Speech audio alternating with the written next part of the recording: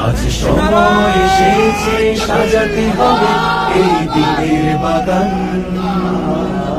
শুধু খেলায় খেলায় যেন কেটে না যায় সম্ভাবনার ক্ষণ। আজ সময় এসেছে সাজাতে হবে এই দিনের বাগান, শুধু খেলায় খেলায় যেন কেটে না যায় সম্ভাবনার ক্ষণ। কত ফুলগুলো ঝরে গেছে শাহাদাতে, তবু ভুলগুলো মরেনি তো অপঘাতে। কত ফুলগুলো ঝরে গেছে শাহাদাতে, তবু ভুলগুলো মরেনি তো অপঘাতে। মোরা আসহাবে রাসূলের জিন্দেগানি সাজে গড়ে তুলি শহীদি সোপান, গড়ে তুলি শহীদি সোপান, গড়ে তুলি শহীদি সোপান। আজ সময় এসেছে সাজাতে হবে এই দিনের বাগান, শুধু খেলায় খেলায় যেন কেটে না যায় সম্ভাবনার ক্ষণ। আমরা শুরুতে আল্লাহ রাব্বুল ইজ্জা ওয়াল জালালের দরবারে শুকরিয়া জ্ঞাপন করছি যে আল্লাহ তাআলা আমাদেরকে এরকম চমৎকার একটি পরিবেশে চমৎকার একটি বিষয়ের উপর কিছু আলোচনা শুনবার জন্য, এসে বসবার জন্য, জয়েন করবার জন্য সুযোগ করে দিয়েছেন। আমরা সবাই পড়ছি কালিমাতুশ শুকর আলহামদুলিল্লাহ। আল্লাহর দরবারে শুকরিয়া জ্ঞাপনের পাশাপাশি আমি আজকের এই হল রুমে উপস্থিত সবাইকে অন্তরের অন্তঃস্থল থেকে শুভেচ্ছা এবং মোবারকবাদ জানাতে চাই। আপনারা সেই মাগরিবের পর থেকে লম্বা একটা সময় বসে আছেন আজকের এই সেমিনারকে সার্থক করবার জন্য। আজকের এই প্রোগ্রামে উপস্থিত হবেন কিছু সময়ের মধ্যেই অত্র বিশ্ববিদ্যালয়ের সম্মানিত ভিসি মহোদয়, উপস্থিত আছেন প্রভিসি মহোদয়, বিভিন্ন faculty dean, head of the departments, Professor's, lecturers, stuffs এবং সুপ্রিয় শিক্ষার্থী বন্ধুরা, আপনাদের সবাইকে আবারও অন্তরের অন্তঃস্থল থেকে মোবারকবাদ জানিয়ে আমার সংক্ষিপ্ত আলোচনা আমরা শুরু করছি। আপনারা একটি টপিকের কথা শুনেছেন, যেই টপিকের আলোকে কিছু কথা আমরা শেয়ার করবার চেষ্টা করব। আমরা স্যারদের মুখ থেকে শুনছিলাম যে এত চমৎকার পরিবেশে কোনো ইসলামিক সেমিনার বা কনফারেন্স এটা আগে হয়নি। আলহামদুলিল্লাহ, জুলাই আপরাইজিংয়ের পরে আল্লাহ তাআলা খুব সহজ করে দিয়েছেন আমাদের জন্য, প্রশস্ত করে দিয়েছেন। আপনারা জেনে থাকবেন যে আমি নিজেও প্রায় 5 বছর দেশের বাইরে ছিলাম। মালয়েশিয়াতে থেকে থেকে ভাবতাম যে দেশে কি আমি 29 সালে ঢুকতে পারবো না 41 সালে ঢুকতে পারবো।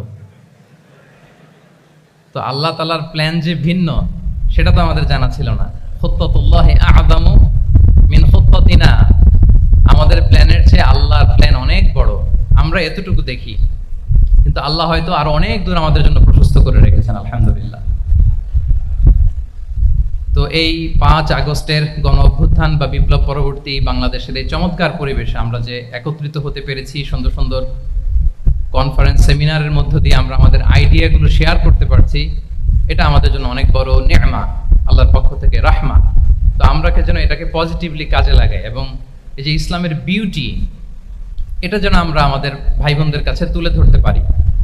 আপনারা নিশ্চয় জানেন যে অনেকে ইসলামের বিরোধিতা করে, ইসলামকে অপছন্দ করে এজন্য না, ইসলামের ব্যাপারে তার ইনডেপথ নলেজ না থাকার কারণে। এখানে আমাদেরও দায় কম না, আমাদের প্রপার প্রেজেন্টেশনের অভাবে আমরা সুন্দরভাবে ইসলামকে তাদের কাছে হয়তো উপস্থাপন করতে পারিনি, ফলে তারা ইসলামের বিরোধিতা করে। তো আমাদের প্রাইম ডিউটি হচ্ছে আমরা নিজেরা ইসলামকে অনুশীলন করব এবং ইসলামের সৌন্দর্যকে, দ্য বিউটি অফ ইসলামকে আমরা অন্যের সামনে তুলে ধরব। এটা হচ্ছে আমাদের দায়িত্ব। আপনারা খুব চমৎকার সেমিনারের একটা টপিক নির্ধারণ করেছেন যে আধুনিক যুগে ইসলামিক লাইফস্টাইল। শুরুতে আমি ইসলামিক লাইফস্টাইল বলতে আসলে কি বোঝায় এই আইডিয়াটাকে, কনসেপ্টটাকে ক্লিয়ার করে আমি আমার মূল আলোচনায় যাব ইনশাআল্লাহ বিইজনিল্লাহ। এই ফ্যানটা একটু কমাতে হবে, ফ্যানের বাতাসটা সামনে একটু কমাই দিলে হবে। খুব সহজে যদি বলি, ইসলামিক লাইফস্টাইল হচ্ছে যে লাইফস্টাইল কোরআন সুন্নাহ থেকে উৎসারিত এবং যে লাইফস্টাইল হচ্ছে এন্ড্রোসড বাই ইসলাম, যে লাইফস্টাইল আমাদের প্রিয় নবী মুহাম্মদ রাসূলুল্লাহ সাল্লাল্লাহু আলাইহি ওয়া আলিহি ওয়াসাল্লাম তিনি নিজে লিড করে দেখিয়েছেন আমাদেরকে, এটাই হচ্ছে ইসলামিক লাইফস্টাইল। আই রিপিট, যে লাইফস্টাইল কোরআন সুন্নাহ থেকে উৎসারিত, যেই লাইফস্টাইলকে ইসলাম এন্ডোর্সড করে, এবং যে লাইফস্টাইল আল্লাহ রাসূল সাল্লাল্লাহু আলাইহি ওয়া আলিহি ওয়াসাল্লাম আমাদেরকে তিনি লিড করে দেখিয়েছেন, এটা একটা কমপ্লিট প্যাকেজ, একটা হোলিস্টিক প্রজেক্ট।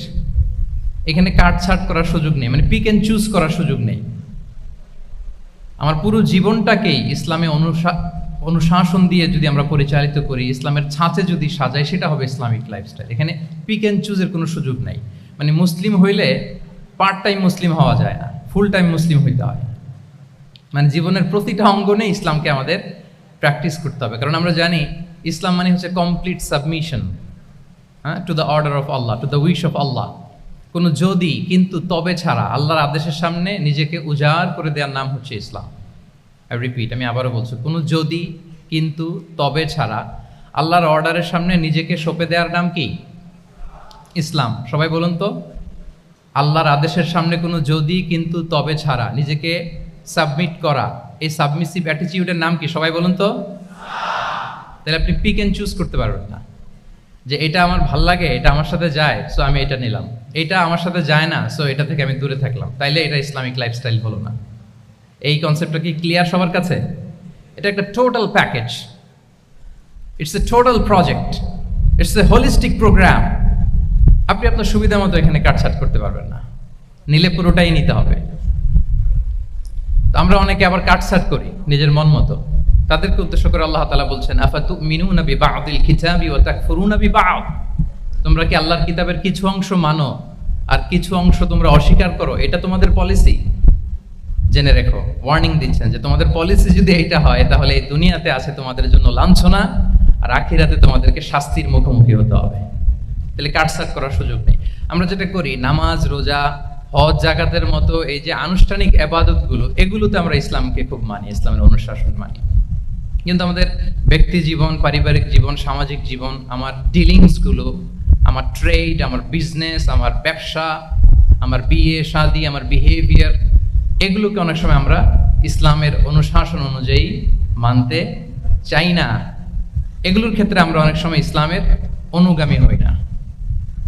এইখানে একটা ঝামেলা রয়ে গেছে আমাদের।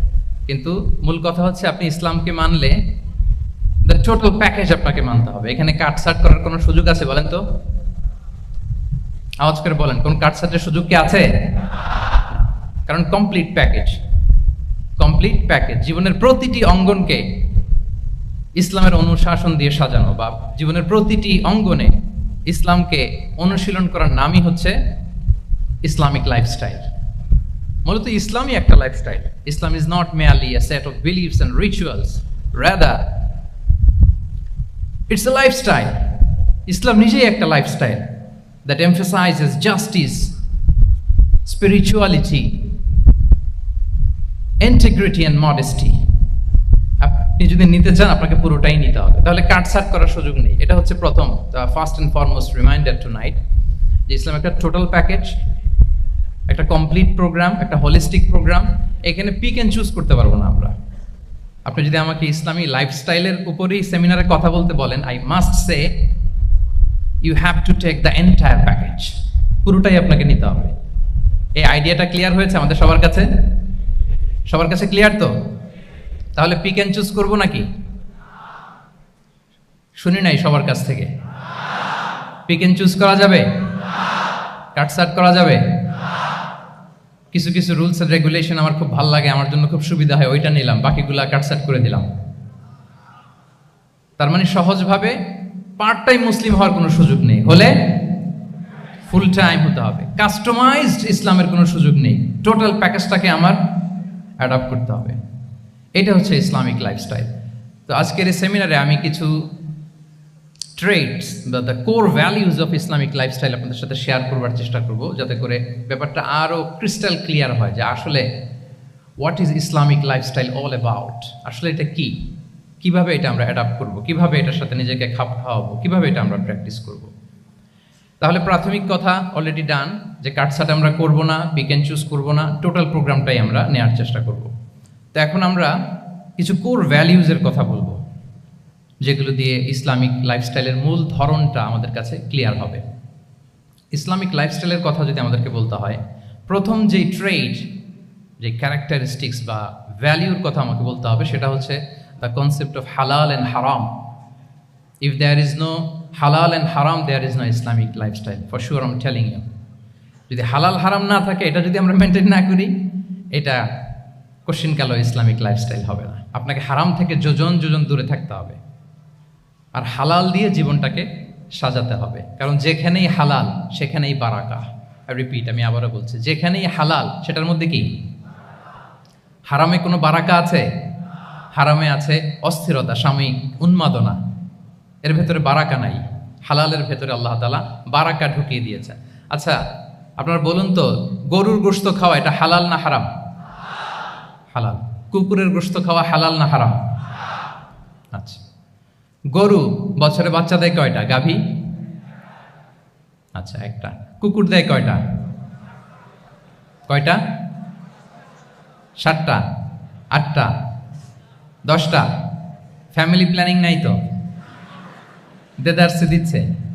আচ্ছা, গরু হালাল, কুকুর হারাম। গরু বাচ্চা দেয় কয়টা? কুকুর দেদারসে দিচ্ছে। তারপরেও বলেন, আমাদের এই যে বাংলাদেশে আমাদের কুরবানির ঈদে লক্ষ লক্ষ গরু জবাই হয়, বিয়ের অনুষ্ঠানগুলোতে এত গরুর গোশত আমরা খাই, প্রতিদিনের চাহিদা মেটানোর জন্য তো কত গরু কোরবানি করা হয়। এরপরে বলেন, বাংলাদেশে গরু বেশি না কুকুর বেশি? সবাই বলেন, গরু বেশি না কুকুর বেশি? কারণ কি? হালাল। কারণ কি? এই হালালে বরকত ঢুকিয়ে দিয়েছে কে? তাহলে if there is no concept of হালাল অ্যান্ড হারাম, there is no Islamic lifestyle. প্রথম core value of Islamic lifestyle হচ্ছে আপনাকে হালাল দিয়ে আপনার জীবনকে সাজাতে হবে। লা ইয়াদখুলুল জান্নাতা জাসাদুন গুযিয়া বিল হারাম। হারাম খেয়ে বর্ধিষ্ণু যে দেহ, সে দেহ আল্লাহর জান্নাতে প্রবেশ করবে না। মানে whatever you consume, it should be হালাল। এটা হালাল হইতে হবে। শুধু যেটা আপনি খাচ্ছেন এটাই না, কুলু মিম্মা ফিল আরদি হালালান তাইয়্যিবা, আল্লাহ তাআলা বলেছেন যেটা কনজিউম করবো হালাল হবে, হালাল হতে হবে। তো এটা শুধু এত ন্যারো কনসেপ্ট না, আপনার জীবনের সবটাই হালাল হতে হবে। ইউর ফুড শুড বি হালাল, ইউর ড্রিঙ্ক শুড বি হালাল, ইউর ইনকাম শুড বি হালাল, ইউর ফ্যাশন শুড বি হালাল, ইউর এন্টারটেইনমেন্ট শুড বি হালাল। সব কিছু হালাল হইতে হবে। আমরা অনেকে যে ভুলটা করি, আমরা খাওয়ার ক্ষেত্রে শুধু হালাল খুঁজি, এরকম অনেকে করে, কিন্তু অন্যান্য ক্ষেত্রে হালাল হারামের বাছ বিছান নাই। আমি একটা উদাহরণ প্রায়ই দেই, দেখবেন যে আমাদের বাংলাদেশের সরকারি অফিসগুলোতে তো ঘুষ চলে নাকি? আল্লাহ ঘুষ থেকে এই জাতিকে তুমি হেফাজত করো। আচ্ছা, দেখবেন যে আমাদের বিভিন্ন সরকারি অফিসগুলোর মুসলিম কর্মকর্তারা, তারা ওয়াইন খায় না। আমি দেখেছি, থাইল্যান্ডে গিয়েছে, চায়না গিয়েছে অফিসের কাজে, ওখানে হালাল রেস্টুরেন্টগুলো খুঁজে, কারণ মুসলিম, তার হালাল খাইতে হবে। তো সে ওয়াইন খায় না, পর্ক খায় না, কারণ ইসলামে এটা হারাম। আবার অনেক হিন্দু কর্মচারী, সে আবার গরুর গোশত খায় না, কারণ কি তার ধর্মে ওইটা হারাম। কিন্তু এই মুসলিম কর্মচারী, হিন্দু কর্মচারী দুইজনের নির্বিশেষে মাশাআল্লাহ ঘুষ খায়। এরকম হয় না? দেখেন, মুসলিম ওয়াইন খায় না, পর্ক খায় না, তার ধর্মে হারাম। আমার হিন্দু ভাই গরুর গোশত খায় না, এটা তার ধর্মে হারাম। কিন্তু ঘুষ আবার দুই ধর্মে হালাল নাকি? হ্যাঁ, হালাল। তার মানে ওই যে pick and choose, you got the point, right? Pick and choose করেছে যে আমার ধর্মের এই এই নিয়ম আমি মানবো, কারণ এটা আমার জন্য খুব ফ্লেক্সিবল, এটা খুব ভালো লাগে। কিন্তু যেটা কঠিন হয়ে যাচ্ছে, যেটা তার বিরুদ্ধে দাঁড়াচ্ছে, ওইটা সে মানে না। তাহলে পিক এন্ড চুজ করার কোনো সুযোগ। আমরা আমাদের গোটা জীবনকে হালাল দিয়ে সাজাইতে হবে, তাহলে your lifestyle will be Islamic lifestyle. এই কথাটা কি বুঝতে পেরেছেন? তাহলে ইউর ফুড শুড বি হালাল, ইউর ড্রিঙ্ক শুড বি হালাল, ইউর ফ্যাশন শুড বি হালাল, ইউর ইনকাম শুড বি হালাল, ইউর এন্টারটেনমেন্ট শুড বি হালাল, even your relationship should be হালাল। ব্যাপার কি? এটার এত আওয়াজ বেড়ে গেল।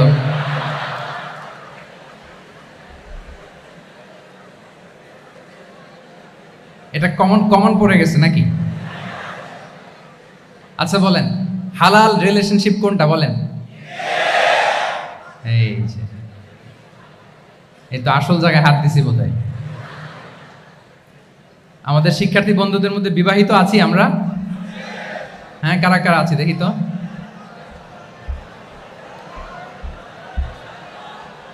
দেখি দেখি, মাশাআল্লাহ মাশাআল্লাহ, ঠিক আছে ঠিক আছে। আমাদের বোনরা উপরে আছেন, মাশাআল্লাহ, অনেকে হাত তুলেছেন, আলহামদুলিল্লাহ। এই তো আমাদের যারা হাত তুলছেন তাদের জন্য একটা তাকবীর দেই আমরা, আল্লাহু আকবার। এই যে আপনারাই বলেছেন, আমার কোনো লিগ্যাল অপিনিয়ন দেওয়ার প্রয়োজন হচ্ছে না, যে হালাল রিলেশনশিপ হচ্ছে বিয়ে। তাহলে বিয়ের বাইরে যদি আমার কোনো রিলেশনশিপ থাকে, হালাল না হারাম? ফতোয়া দিচ্ছে কে? আমি? আপনারাই দিচ্ছেন। বলেন, বিবাহ পরবর্তী কোনো যদি এক্সট্রা ম্যারিটাল রিলেশনশিপ থাকে, এটা ইসলামে হালাল না হারাম? তাইলে pre marriage relationship, after marriage relationship, এটা শরীয়তে হারাম। তো এই হারাম যদি আমি এই হারামের সাথে যদি নিজেকে জুড়ে দেই, তাহলে আমার লাইফস্টাইল এটা ইসলামিক লাইফস্টাইল হতে পারে না। আমরা বিয়ের মতো পবিত্র বন্ধনের মধ্য দিয়ে আমরা আমাদের দাম্পত্য জীবনকে উপভোগ করব। আল্লাহ তৌফিক দান করুক। এই যে অনেকে হাত তুলে ফেলছে, মাশাআল্লাহ, তার মানে সেকেন্ড ইয়ারে আছে, ফার্স্ট ইয়ারে আছে, থার্ড ইয়ারে আছে, আলহামদুলিল্লাহ, হালাল রিলেশনশিপে তারা গিয়েছে, মাশাআল্লাহ। তাহলে হালাল এন্ড হারামের ব্যাপারে যদি আমরা বলি, আমাদের পুরো জীবনের প্রতিটি অঙ্গন আমরা হালাল দিয়ে সাজাবো। কি বলেন? পারা যাবে তো ইনশাআল্লাহ? হারামের সাথে আমাদের কোনো সম্পর্ক আছে? হ্যাঁ, আমরা সবকিছু হালাল দিয়ে সাজাবো তো? হারামকে আমরা না বলে দিব, না, নো। আজকের এই জহির রায়হান মিলনায়তন, না এটা কি নাম, জহির রায়হান মিলনায়তনের এই হলরুম থেকে হারামকে আমরা লাল কার্ড দেখাই দিলাম। কি বলেন? হারামকে আমরা নো বলবো, আওয়াজ করে বলুন, নো। ওকে, নো টু হারাম। তাহলে দ্য কনসেপ্ট অফ হালাল এন্ড হারাম আশা করি আমাদের কাছে ক্লিয়ার। আমরা হালাল দিয়ে নিজেদের জীবনকে সাজাবো, হারামের সাথে আমাদের কোনো সম্পর্ক নাই। তাহলে একটা ট্রেড আমরা শেয়ার করলাম, একটা কোর ভ্যালু শেয়ার করলাম, যে আমরা যদি হালাল মেনটেন করতে পারি আমাদের জীবনে, এটা হচ্ছে one of the core values of Islamic lifestyle. 2 নম্বর হচ্ছে, ইসলামিক লাইফস্টাইলটা বেসিকলি এটা একটা প্রোডাক্টিভ লাইফস্টাইল। মানে ইসলামী লাইফস্টাইল আমাদেরকে প্রোডাক্টিভ হতে উদ্বুদ্ধ করে। আপনার দিন শুরু হবে অনেক সকালে, প্রোডাক্টিভিটি নিয়ে অনেক লম্বা আলোচনা করা যেতে পারে। আমি ছোট্ট একটা পয়েন্ট যদি আজকের এই হলরুমের শেয়ার করি প্রোডাক্টিভিটি নিয়ে, যে ইসলামিক লাইফস্টাইল হচ্ছে আপনি একেবারে সকাল সকাল আপনার দিন শুরু করবেন। Early to bed and early to rise makes a man healthy wealthy. সবাই তো শিখেছি এটা, যে আগে আগে ঘুমোতে যাও, আগে আগে ঘুম থেকে জাগো, তুমি ধনী হবে, তারপর তুমি প্রজ্ঞাবান হবে, তুমি সুস্বাস্থ্যের অধিকারী হবে। এটা হচ্ছে ইসলামিক লাইফস্টাইলের একটা কোর ভ্যালিউ। সকাল সকাল দিন শুরু করা, মানে সানরাইজের আগে আমার সকাল শুরু হবে।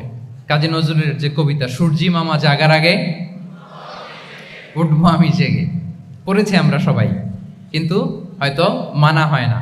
তো এই যে সকাল সকাল ঘুম থেকে ওঠা, এটা যদি আপনার মধ্যে না থাকে, এটা ইসলামিক লাইফস্টাইল হতে পারে না। You must be a morning person. সকাল সকাল উঠতে হবে। আপনার সময় এমনভাবে মেনটেন করবেন আপনি, যে সকাল সকাল ফজরের পর থেকে আপনি অ্যাক্টিভ। তার মানে you have to wake up early, you have to sleep early. একজন মর্নিং পারসন যদি না হন, এটা ইসলামিক লাইফস্টাইল হবে না। এর কারণ আল্লাহ রাসূল সাল্লাল্লাহু আলাইহি ওয়া আলিহি ওয়াসাল্লাম আমাদেরকে সকালে জেগে থাকার ব্যাপারে ইন্সপায়ার করেছেন, এবং তিনি দোয়া করেছেন এই উম্মার জন্য স্পেশালি, যে এই সময়টা এটা ফুল অফ বারাকা, ফুল অফ ব্লেসিংস। তিনি দোয়া করেছেন, আল্লাহুম্মা বারিক লি উম্মতি ফি বুকুরিহা। আল্লাহ এই উম্মতের বুকুরটা, মানে সকালের সময়টা, লেটস সে সানরাইজের পরে 3-4 ঘন্টা, এই সময়টাকে আল্লাহ আপনি বরকত দিয়ে ভরে দেন। এই সময়টাতে ঘুমানো যাবে না, এটা হচ্ছে বরকতের সময়। এবং আল্লাহ রাসূল সাল্লাল্লাহু আলাইহি সাল্লাম যদি কোনো সামরিক অভিযান প্রেরণ করতেন, এই টাইমে প্রেরণ করতেন, এই বুকুরের টাইমে। এবং সাহাবারা তাদের কোনো ট্রেড ক্যারাভান, ব্যবসায়িক কাফেলা যখন সেন্ড করতেন, এই টাইমটাতে সেন্ড করতেন, কারণ এই টাইমটাতে বারাকা। তো এখন নিজের সাথে মিলিয়ে নেন যে এই টাইমটাতে আমরা কি করি। আমি জানি না আপনাদের কি অভ্যাস। আমি এসে তো শুনলাম যে জাহাঙ্গীরনগর বিশ্ববিদ্যালয়ে নাকি যতজন শিক্ষার্থী, মানে ততজনের জন্য এখানে আবাসনের ব্যবস্থা আছে। বাংলাদেশের কোনো ইউনিভার্সিটিতে নাকি এটা নেই। আলহামদুলিল্লাহ, অসাধারণ প্রিভিলেজ, এখানে অনেক সুন্দর সুযোগ। তো এখন বলেন, আপনাদের সকালের রুটিন কি বলেন? ঘুমিয়ে থাকেন না জেগে থাকেন? হ্যাঁ, আচ্ছা, ফজরের পরে আমরা ঘুমাই কারা কারা দেখি? সর্বনাশ। আচ্ছা ঠিক আছে, হাত নামান। আচ্ছা, ফজরের পরে আমরা একটু এক্সারসাইজ করি, পড়াশোনা করতে বসি কারা কারা? মাশাআল্লাহ, আছে কিছু, ঠিক আছে, হাত নামান। এবার দুইবারের একবারও যারা হাত তুলেননি তারা হাত তুলেন। আপনারা কি করেন?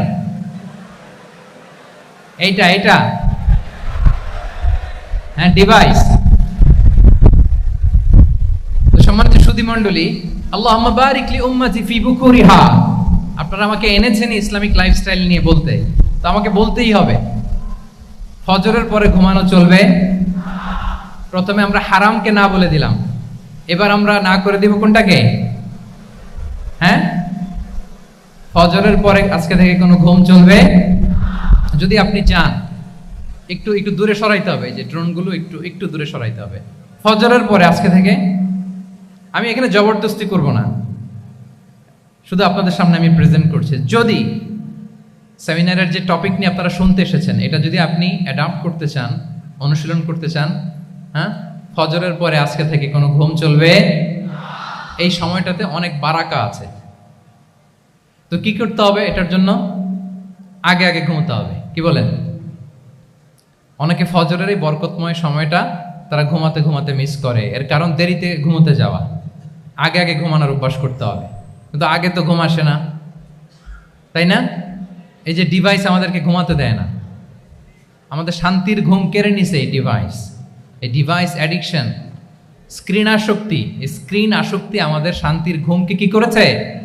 কেড়ে নিয়েছে। আল্লাহ তাআলা রাতকে বানিয়েছেন ঘুমের জন্য। ওয়াজআলনাল লাইলা লিবাসা, লিবাস মানে আবরণ। আমি রাতকে বানিয়েছি পোশাকের মতো আবরণ করে, যে আবরণ রাত্রিবেলা নিঝুম নিঝুম নিস্তব্ধ অন্ধকার দিয়ে ছেয়ে দেয়, ফলে মেলাটিন নামে একটা হরমোন নিঃসরিত হয়, আমাদের ঘুম ঘুম ভাব আসে। ঘুমের জন্য আল্লাহ তৈরি করেছেন রাতকে। এরপরে আল্লাহ তাআলা বললেন ওয়াজআলনান নাহারা মাআশা, আর দিনকে বানিয়েছি আমি প্রাণ চঞ্চল করে, দিনে আমরা কাজ করব। তাহলে রাতে আগে আগে ঘুম, আর দিনের বেলা আল্লাহ তাআলা আমাদেরকে কাজ করার জন্য সৃষ্টি করেছেন। কিন্তু এই সাইকেলটাকে আমরা ঘুরাই ফেলছি। রাতে যত দেরি করে আপনি ঘুমাবেন, সকালে ঠিক তত দেরি করে আমাকে উঠতে হয়, ঠিক কিনা বলেন? তাহলে ফজরের পর বকুর পিরিয়ড অফ টাইমটাকে কাজে লাগাতে হলে রাতে আমাদেরকে আগে ঘুমাতে যেতে হবে। রাতে কি করতে হবে? আগে ঘুমোতে যেতে হবে। তাহলে এক নম্বরে কি বললাম? কনসেপ্ট অফ হালাল এন্ড হারাম। 2 নম্বরে বললাম প্রোডাক্টিভিটি। ইসলামিক লাইফস্টাইল হচ্ছে একটা প্রোডাক্টিভ লাইফস্টাইল। এটা মেনটেন করতে হলে প্রোডাক্টিভিটির অনেক কথা। একটা কথা হচ্ছে সকাল সকাল আপনার দিন শুরু করুন। কি পারা যাবে তো ইনশাআল্লাহ? সবাই একসাথে পড়ে ইনশাআল্লাহ। এই যে আমাদের দেরি করে রাতে ঘুম আসে, স্ক্রিন আসক্তি, এই ডিভাইস আমাদের আরামের ঘুম কেড়ে নিছে কেন জানেন? এর কারণ হচ্ছে আল্লাহর দেয়া যে ফিতরাত, এই ফিতরাতকে আমরা উল্টে দিয়েছি। ফিতরাত শব্দটার সাথে আপনাদের পরিচয় আছে? হ্যাঁ, the innate characteristics of a human being. একটা মানুষের যে ক্যারেক্টারিস্টিক্স, যে ইননেট স্বভাব দিয়ে আল্লাহ তাআলা তৈরি করেছেন, নেচার, এটাকে আরবিতে বলে ফিতরাত। এই ফিতরাতের বিরুদ্ধে কিছু করা যাবে না। ইসলামিক লাইফস্টাইল হচ্ছে ফিতরা বেসড লাইফস্টাইল। ফিতরাতুল্লাহিল্লাতী ফাতারান নাসা আলাইহা লা তাবদীলা লিখালকিল্লাহ। আল্লাহর প্রকৃতির অনুসরণ করো, যে প্রকৃতি দিয়ে তিনি মানুষকে সৃষ্টি করেছেন। আর আল্লাহর সৃষ্টি কাঠামোর মধ্যে কোনো পরিবর্তন, কোনো বিকৃতি নেই। সুবহানাল্লাহি ওয়া বিহামদিহি। তা আমরা এই ফিতরাতকে চেঞ্জ করে দেওয়ার কারণে এই ঝামেলা। আমরা সবাই এই ফিতরাতের উপর জন্মেছি। কুল্লু মাউলুদিন ইউলাদু আলাল ফিতরা ফাআবাওয়াহু ইউহাউবিদানিহি আও ইউনাসসিরানিহি আও ইউমাজ্জিসানিহি। প্রতিটি নিউ বর্ন বেবি তারা ফিতরাতের উপর জন্মায়, মানে নবজাতক সন্তান ইসলামের উপর জন্মায়। কিন্তু বাবা মা তাকে হয় ইহুদি বানায়, নাসারা বানায়, বা অগ্নি উপাসক বানায়। তাহলে এই যে ফিতরাত, আল্লাহর দেয়া ফিতরাতকে যখন আমরা চেঞ্জ করেছি, আমাদের জীবন থেকে বারাকা উঠে গিয়েছে। ফিতরাতকে যদি আরো সহজ করে আমি আপনাদেরকে বুঝাই, তাহলে ফিতরাত হচ্ছে যা কিছু স্বাভাবিক, যা কিছু কল্যাণকর, যা কিছু ভালো, তাই ফিতরাত। আই রিপিট, সুপ্রিয় শিক্ষার্থী বন্ধুরা, ফিতরাত হচ্ছে যা কিছু স্বাভাবিক, যা কিছু ভালো, যা কিছু কল্যাণকর, তাই কি? তাই ফিতরাত। এই যে এখন আরবি কোন মাস চলছে বলেন তো? রজব, এই রজব মাসের ২৬ তারিখ দিবাগত রাত্রে আল্লাহ রাসূল সাল্লাল্লাহু আলাইহি ওয়াসাল্লাম ঊর্ধ্ব জগতের একটা ভিজিটে গিয়েছিলেন। আমরা জানি না সবাই, হ্যাঁ, ইসরা মেরাজের কথা আমরা জানি। সো এই মেরাজ রজনীতে আল্লাহ রাসূল সাল্লাল্লাহু আলাইহি ওয়া আলিহি ওয়াসাল্লাম ফিতরাত, মানে what is the essence of ফিতরা, এটা বোঝানোর জন্য এই হাদিসটা আমি শেয়ার করছি। মেরাজে যখন গেলেন, জিবরিল আলাইহিস সালাম ওনাকে 2টা পেয়ালা দিলেন। তিনি বললেন উচিচু বি ইনাআইন, আমাকে 2টি পেয়ালা দেয়া হলো, ফি আহাদিহিমা লাবান ওয়া ফিল আখারি খামর, এক পেয়ালায় ছিল দুধ, আরেক পেয়ালায় ছিল মদ। ফা আখাযতুল লাবান ওয়া শারিবতু, যখন 2টা অপশন দেয়া হলো, 2টা পেয়ালা, আমি দুধের পেয়ালাটা নিলাম এবং সেটা পান করলাম। তখন জিবরিল আলাইহিস সালাম বললেন আসাবতাল ফিতরা, মানে you are guided to the ফিতরা, আপনি সঠিকটাই নিয়েছেন, যেটা ফিতরা, যেটা নেওয়া উচিত আপনি ওইটাই নিয়েছেন। তাহলে এখন আরো সহজ হবে, যদি 2টা পেয়ালা দেয়া হয়, একটা মদের পেয়ালা আর একটা দুধের পেয়ালা, তো আমরা নিব কোনটা বলেন? হ্যাঁ, তাইলেই ফিতরা হবে। তাহলে কি হবে? তাহলে যেটা স্বাভাবিক, যেটা কল্যাণকর, যেটা আমাদের জন্য ভালো, সেটা হচ্ছে ফিতরাত। তাহলে মদের পেয়ালা, দুধের পেয়ালা, কোনটা নিব? সবাই নিব তো নাকি? আমাদের রুচির যে দুর্ভিক্ষ চলতেছে, অনেকে মদের পেয়ালাই নিয়ে নিবে, কি বলেন? আছে না একদল, তারা কি করে? ওইটা চুজ করে ফেলবে। এবার বলেন আমরা কোন পেয়ালা নিব, মদের না দুধের? আমাদের ঐতিহ্য, আমাদের রুচি, আমাদের মূল্যবোধকে ধ্বংসের যত আয়োজন দরকার সব সেটআপ চারদিকে আছে। আল্লাহর ফিতরাতকে ধ্বংস করে দেওয়ার শয়তানি সব আয়োজন আমাদের চারিদিকে। বাট আপনাকে রাইট থিংটা চুজ করতে হবে। তাহলে রাসূল সাল্লাল্লাহু আলাইহি ওয়াসাল্লামকে দুধ দেয়া হলো, মদ দেয়া হলো, তিনি নিলেন দুধের পেয়ালা। তাহলে এটা হচ্ছে ফিতরাত। এটা কি ফিতরাত? এভাবে সব কিছু চেঞ্জ করে দেওয়া হয়েছে, সব কিছু, আমাদের লাইফস্টাইল চেঞ্জ করে দেওয়া হয়েছে, আমাদের ফুড হ্যাবিট চেঞ্জ করে দেওয়া হয়েছে, আমাদের খাদ্যাভ্যাসের মধ্যে পরিবর্তন। দেখবেন যে এখন আমরা যা খাই, আগে কিন্তু এটা খাইতাম না। এখন আমরা প্রসেসড ফুড খাই, হ্যাঁ, ফাস্ট ফুড খাই, জেনেটিক্যালি মডিফাইড যে ফুডগুলো আমরা খাই, এরপরে ল্যাব মিট, কত যে ভয়ঙ্কর। আপনারা জেনে থাকবার কথা যে ল্যাবে তৈরি মাংস দেখেছেন নাকি আপনারা? প্রাকৃতিক মাংসের কোনো ছিটে ফোটা নেই, কিন্তু এটা গরুর মাংস হয়ে গেছে, ওইটা মানুষ খাচ্ছে। মানে আমাদের লাইফস্টাইলও করাপ্টেড, আমাদের ফুড হ্যাবিটও করাপ্টেড, আমাদের স্লিপিং সাইকেলটা করাপ্টেড, সব কিছু করাপ্ট করে দেওয়া হচ্ছে। এবং এটার প্রভাব পড়েছে আমাদের শিশুদের মধ্যেও। দেখবেন যে শিশুরা সবজি খেতে চায় না। আমার তো 2 মেয়ে আছে, আমি তো দেখি বাসায়, বা অনেকের কমপ্লেনগুলো আমরা শুনি। আমাদের এখনকার বাচ্চাদেরকে ভেজিটেবলস দিলে খায় না, মাছ দিলে খায় না, অর্গানিক ভালো ভালো খাবার দিলে শাকসবজি খায় না। কি খাবে জানেন? সচেস খায়, সচেস, হটডগ খায়। হ্যাঁ, ওই যে আপনি অর্ডার দিয়ে বার্গার এনে দিবেন, পিৎজা এনে দিবেন, ওইটা খাবে। তারপর ইনস্ট্যান্ট নুডলস খাবে, স্যুপ খাবে, ফ্রোজেন যত মিল আছে এগুলো খাবে, টিনজাত খাবার যেগুলো দীর্ঘদিন সংরক্ষণ করে রাখা হয়। তো বলেন, আজ থেকে 30 বছর আগে আমাদের বড়রা কিংবা আমাদের শিশুরা, আমরা কেউ কি এই খাবার খেয়েছি? বলেন তো, আওয়াজ করেন, খেয়েছি কেউ? Entire system. কেন আমরা ইসলামিক লাইফস্টাইল নিয়ে কথা বলছি এখন? কারণ আমাদের পুরো সিস্টেমটাই, আমাদের পুরো ফিতরাতটাই ওরা চেঞ্জ করে দিয়েছে। তারপর ডিভাইস ছাড়া বাচ্চারা খেতে চায় না, কার্টুন দেখে দেখে খাওয়াতে হয় ওদের, কি বলেন?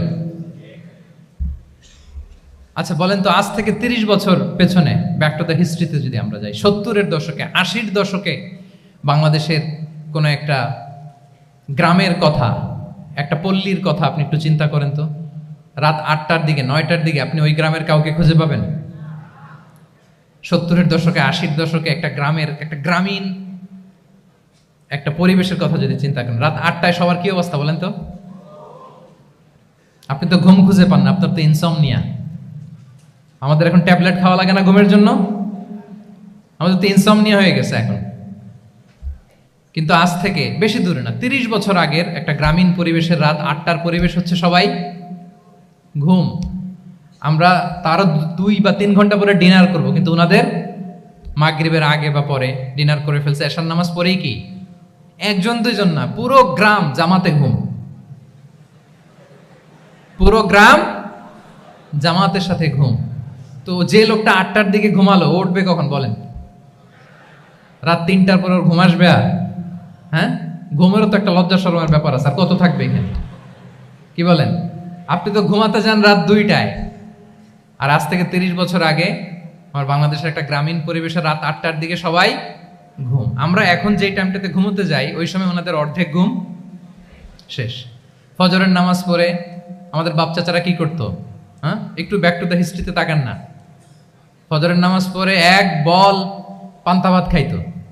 আমরা তো এখন এতটুকু খাইলে আমাদের এটা বার্ন করার জন্য দৌড়াইতে হয় 5 কিলো, জিমনেশিয়ামে যাইতে হয়, কত আয়োজন, কত ওয়ার্কআউট করা লাগে। এক বল কাঁচামরিচ দিয়ে, পোড়ামরিচ দিয়ে ভাত খেয়ে চলে যাইতো ফসল খেতে। দুপুরে আবার এক বল, খাইতে বসলেই এক বল। আমরা সারা মাসে খেতে পারি না এক বল। আচ্ছা, কি খেত? খাওয়ার আইটেমটা দেখেন তো। কোনো ফরমালিন আছে? কথা বলেন। কোনো মেডিসিন ছিল না, একেবারে ফ্রেশ, হ্যাঁ, পিওর অর্গানিক। নিজেদের মাঠ থেকে আনা যে ধান, ঢেকি ছাটার ধান দিয়ে ভাত খেত। বাড়ির পুকুরের মাছ, কোনো ফরমালিন নাই। নিজের চাষ করা সবজি খেত, গোয়ালের দুধ খেত। আমরা অনেকে মনে করি যে আমাদের এই যে সায়েন্স অ্যান্ড টেকনোলজিক্যাল অ্যাডভান্সমেন্টের যুগে আমরা বোধহয় খুব সুখে আছি। আমাদের দাদা পরদাদারা বোধহয় এত সুখ করে যায় নাই। ওনারা যে সুখ করে গেছে তা আমরা চোখেও দেখিনি। আমার দাদা পরদাদারা যে সুখে লাইফ লিড করেছে তার অর্ধেকও আমরা করতে পারি না। তারাই আসলে শান্তির, সুখের, আনন্দের সময়টা তারা কাটিয়েছে। তাহলে সম্মানিত সুধী মণ্ডলী, পুরো আমি আপনাদেরকে বোঝানোর চেষ্টা করছি যে ইসলামিক লাইফস্টাইল নিয়ে why we should talk about Islamic lifestyle. কারণ পুরো সিস্টেমটাকে তারা কলাপস করেছে, করাপ্ট করেছে। Food habit, the lifestyle, the sleeping style, সব চেঞ্জ করেছে। তো এই জন্য আল্লাহর দেয়া ফিতরাতকে যেন আমরা প্রিজার্ভ করি, আমরা সচেতন হই। এখনই যদি সচেতন না হই, ডিজাস্টার আমাদের জন্য অপেক্ষা করছে। Just wait and see. তাহলে ইসলামিক লাইফস্টাইল হচ্ছে একটা ফিতরা বেসড লাইফস্টাইল। এই ফিতরাকে আমাদেরকে প্রিজার্ভ করতে হবে। তাহলে 3টা পয়েন্ট বলে ফেলছি অলরেডি, যদি আপনাদের মনে থাকে। প্রথমে কি বলেছিলাম? হালাল, হালাল দিয়ে জীবন সাজাবো। 2 নম্বরে প্রোডাক্টিভিটির জন্য কি করব? রাতে দেরি করে ঘুমাবো। তাহলে আগে আগে ঘুমাবো, ফলে আগে আগে ঘুম থেকে জেগে কাজ শুরু করব। 3 নম্বরে ফিতরা, মানে আল্লাহর দেয়া প্রাকৃতিক যে নিয়ম, মানে আলোর সাথে সাথে আমার জীবন শুরু, আলো নাই আমিও ঘুমায় পড়বো। কি বলেন? আপনি উন্নত দেশে তো তাই হয়। জাপানে আমি কয়েকবার গিয়েছি, আগে আগে ঘুমায় পড়ে। ইভেন আমেরিকাতে আমি কয়েকবার গিয়েছি, অনেক অনেক শহরে 8টার পরে সুপার শপ বন্ধ, 8টার পরে ঘুম এরা। আমরা হাঁটছি কোন দিকে? আমরা একটু নিজেদেরকে প্রশ্ন করি। তাহলে 3 নাম্বার হচ্ছে ফিতরা বেসড যে লাইফস্টাইল, এটার দিকে আমাদেরকে ফিরে আসতে হবে। 4 নাম্বার হচ্ছে মডেস্টি, শালীনতা। One of the core values of Islamic lifestyle. এই শালীনতা আমরা হারাতে বসেছি। মডেস্টি বললেই অনেকে শুধু কাপড় চোপড় নিয়ে চিন্তা করে যে ছোট কাপড়, বড় কাপড়। Modesty is not about only clothing, but also your behaviour, your dealing, your overall character. শুধু আপনি মডেস্টি, শালীনতা বললে কাপড় চোপড় নিয়ে চিন্তা করবেন না। এটা আপনার মডেস্টি ইন ইউর স্পিচ, আপনার কথার মধ্যেও শব্দ চয়নে মডেস্টি থাকতে হবে, আপনার বিহেভিয়ারে মডেস্টি থাকতে হবে, আপনার ডিলিংসে মডেস্টি থাকতে হবে। এই শালীনতা আমরা হারাচ্ছি। তার বিপরীতে আমাদের সমাজে অশ্লীলতার প্রসার হচ্ছে, লাজুকতা হারিয়ে যাচ্ছে। লাজুকতা, লজ্জা শরম থাকা, এটা যে কত বড় নেয়ামা। যেই জাতি একবার এটা হারিয়ে ফেলে আর কোনো কিছু দিয়ে, জোড়াতালি দিয়ে এটা তারা রিভাইভ করতে পারে না। এই যে ওয়েস্ট তো এখন যা যা আমাদেরকে শিখাইছে, যেটাকে আমরা স্ট্যান্ডার্ড মনে করি, আবার তারা ফিরতেছে। এই যে ডিভাইসের কথা বলছি না, আপনি অস্ট্রেলিয়ার খোঁজ খবর নেন, যারা খোঁজ নিয়েছেন তারা জানেন আন্ডার 16 কোনো বাচ্চা সোশ্যাল মিডিয়া ইউজ করতে পারে না অস্ট্রেলিয়াতে। 1 মাস অ্যাপ্লাই করে, কান্ট্রি ওয়াইড অ্যাপ্লাই করে দেখায় ফেলছে। Facebook, including Facebook, WhatsApp, Twitter, TikTok, 10টা অ্যাপস যেগুলো বাচ্চাদের মধ্যে এডিকশন নিয়ে আসে, এগুলো সব বন্ধ। জানেন এই নিউজটা? জানেন? মানে ফিরতেছে, উল্টা ফিরতেছে। এই যে শালীনতার কথা আমরা বলি, এটা হারাচ্ছে। রাসূল সাল্লাল্লাহু আলাইহি ওয়াসাল্লাম বলেন, যার শালীনতা নাই ইযা লাম তাস্তাহি ফাসনা মা শি'তা, যখন তোমার লজ্জা শরম থাকবে না, যা মনে চায় তাই করো। শিশু মোহাম্মদ চলে গেল সেই বনু সাআদে, ছোট্ট মোহাম্মদ কাঁদে না, কাঁদে না কখনো, ক্ষুধা লাগলেও কাঁদে না, ব্যথা পেলেও কাঁদে না। কিন্তু ছোট্ট মোহাম্মদের প্রাইভেটসের জায়গা থেকে কাপড়টা যখন সরে যেত, শিশু মোহাম্মদ কেঁদে দিত। সুবহানাল্লাহ, শালীনতা। ইযা লাম তাস্তাহি ফাসনা মা শি'তা। রাসূল সাল্লাল্লাহু আলাইহি ওয়াসাল্লাম বলেছেন, যদি তোমার লজ্জা শরম না থাকে, লজ্জা শরমের মাথা যদি তুমি খাও, তুমি সব করতে পারবা, তোমাকে দিয়ে সব সম্ভব। তাহলে এই শালীনতা, এটা অনেক বড় নেয়ামত। সম্মানিত বন্ধুরা, আজকে দিনকে দিন আমাদের সমাজ থেকে শালীনতা হারিয়ে যাচ্ছে, লাজুকতা হারিয়ে যাচ্ছে। নারী পুরুষ উভয় দিক থেকে, বিশেষ করে আমাদের বোনদেরকে টার্গেট করা হয়েছে। নারীদেরকে, আমাদের বোনদেরকে, তাদেরকে প্ররোচিত করা হচ্ছে, তাদের সামনে আইডিয়া হাজির করা হচ্ছে যে নারী যত বেশি নগ্ন হতে পারে, সে তত বড় সাহসী নারী। বলেন, আমাদের সমাজে পত্রপত্রিকা আপনারা দেখেন না এটা? যে নারী নিজেকে যত এক্সপোজ করবে, সে তত বড় কি সাহসী নারী, এই তকমা তাকে দেয়া হচ্ছে। এটা টোটাল কমপ্লিট শয়তানের একটা মিশন। শয়তানের প্রথম মিশন হচ্ছে বনি আদমকে বিবস্ত্র করা। কি করা? আল্লাহ তাআলা আদম আলাইহিস সালাম, হাওয়া আলাইহিস সালামকে বলেছিলেন যে নিষিদ্ধ গাছ যেও না, খেও না। শয়তানের প্ররোচনায় খেয়ে ফেলেছিলেন, সাথে সাথে জান্নাতের পোশাক খুলে পড়েছে। তার মানে শয়তানের প্রথম মিশন হচ্ছে মানুষকে কি করা? নগ্ন করা। মানুষকে কি করা? নগ্ন করা। তাহলে আমাদের বোনদেরকে এমন ভাবে তাদের সামনে উপস্থাপন করা হচ্ছে, প্ররোচিত করা হচ্ছে, এবং বলা হচ্ছে নগ্নতার পথে যে বেশি হাঁটে সে নাকি তত সাহসী নারী। নাউযুবিল্লাহি মিন যালিক। তাহলে এই যে মানব জাতিকে বস্ত্রহীন করা, এটা শয়তানের একটা মিশন। তার বিপরীতে ইসলাম নারীকে সম্মান দিয়েছে, সম্মান করেছে। যে ঘরে প্রথমে কন্যা জন্মায়, খায়রুকুম মান বুখিরা বিল উনসা, সে ঘরটাকে আল্লাহ তাআলা বরকতময় করে দেয়। 2 সন্তান তো 2 জান্নাতের দরজা ওপেন। 2 কন্যা সন্তান, 3 কন্যা সন্তান তো 3টা জান্নাতের দরজা ওপেন। সুবহানাল্লাহ। স্ত্রী হয়ে যখন ঘরে যাবে, যে ব্যক্তি তার স্ত্রীর কাছে সেরা, পরিবারের কাছে সেরা, সে সবার কাছে সেরা, সে আল্লাহর কাছে সেরা। সুবহানাল্লাহ। এবং কোন মা যদি সন্তান জন্ম দিতে যে মারা যায়, কিয়ামতের দিন আল্লাহ তাআলা ওই মাকে শহীদদের কাতারে দাঁড় করাবেন। আর যদি সেফলি সন্তান ভূমিষ্ঠ হয়, আল্লাহ বলে মায়ের পায়ের নিচে ওই সন্তানের বেহেশত। সুবহানাল্লাহ। কিভাবে নারীর স্টেটাস, মর্যাদাকে ইসলাম বাড়িয়েছে। এবং এই যে ইসলাম যে নারীকে যে ভিআইপি হিসেবে কনসিডার করে, হ্যাঁ, ইসলামের দেয়া নারীর ড্রেস কোড নিয়ে আমাদের অনেকের কত কথা, কত ক্রিটিক। এটা কেন করে? কারণ Islam consider women as a queen. Islam তো নারীকে রানী হিসেবে কনসিডার করে। কি হিসেবে বলেন? আচ্ছা বলেন, যে কুইন হবে, যে রানী হবে, তার একটা স্পেশাল ড্রেস কোড থাকবে না? তার একটা স্পেশাল প্রোটোকল থাকবে না? রানীর সাথে কি যা মনে চায় তা করা যায়, দেখা করা যায়, তার কাছে যাওয়া যায়? আল্লাহু আকবার। কারণ ইসলাম চায় নারীদের জন্য পৃথিবীটা নিরাপদ হোক। ইসলাম চায় নিজ গৃহে বা কর্মক্ষেত্রে নারীরা নিরাপদ থাক। ইসলামের যত ভ্যালিউজ আছে, যত রুলস এন্ড রেগুলেশন আছে, এটা আমাদের ভালোর জন্য, মানব জাতির কল্যাণের জন্য।